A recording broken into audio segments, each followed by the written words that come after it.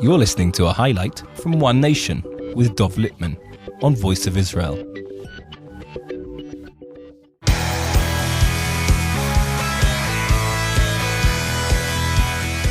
Hello, everyone from Jerusalem, the eternal capital of the Jewish people.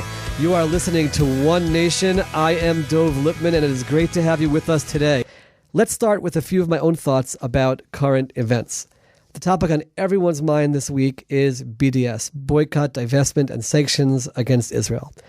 It actually started the previous week with a failed attempt to remove Israel from the International Soccer Federation. It then continued with the student union in England officially adopting BDS policy, and then it reached its climax with the CEO of Orange, Stefan Richard, seemingly embracing some kind of a BDS stance towards Israel by saying that he would take his company out of Israel tomorrow if he could, but then backtracking and saying that he never meant BDS and he was coming from a purely business perspective. While everyone is focusing on the lack of sincerity in his backtracking and his begging for forgiveness and all the hysteria about BDS, I actually want to focus on the positive. The FIFA vote never got to the floor because it was going to lose. The student union in England is being denounced by a long list of political leaders in the United Kingdom. And now the CEO of Orange was under tremendous pressure because of what he said. Why is that the case?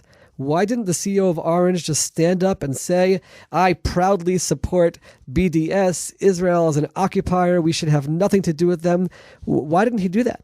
The French ambassador to the United States seemed to support his plan and what he said about pulling out of Israel. Why did he have to cave into this pressure? And I believe there's a twofold answer to this. The first and most important is that the Israeli response has been a united front. There's been wall-to-wall support in the Knesset against this tide of BDS from the center-left parties as well. The debate in the Knesset, the only ones who were supportive were the Arab parties. That sends a very clear message. And the more we can stay unified, I know that the leader of my party, member of Knesset Yair Lapid, is in the United States, and he's been talking about it yesterday. He spoke about it at Park Avenue Synagogue in New York. There's Sheldon Adelson and Chaim Saban coming together, a Democrat and Republican, saying, we have to invest money in this as well. There's unity. And therefore, on one level, we were successful because of that. The second level to this is it's not lost. We have not lost this battle. That's what we see from the fact that there were pressures to make them back down.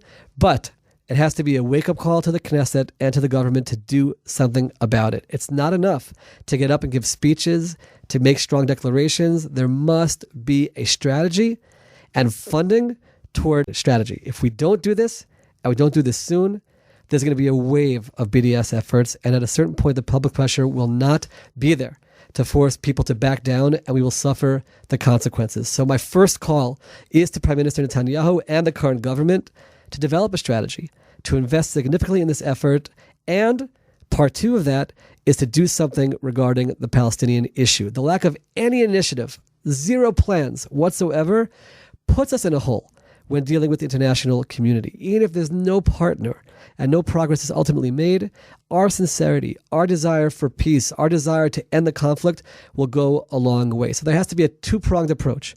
One is actually come forward with a plan for the Palestinian issue. I know that the leader of my party, member of Knesset Yair Lapid, is unrolling his plan, our party plan to deal with it, a new approach to deal with the issue today in New York, and hopefully that could be adopted by the government. That'll help deal with us in terms of the European countries, the governments, and international governments not joining on with BDS. But then part two is to go to the root of the BDS issue, which is, in my opinion, the destruction of the state of Israel, nothing to do with the Palestinian conflict, and invest heavily, go on the offense instead of being on the defense. And if we do so, the battle is certainly not lost.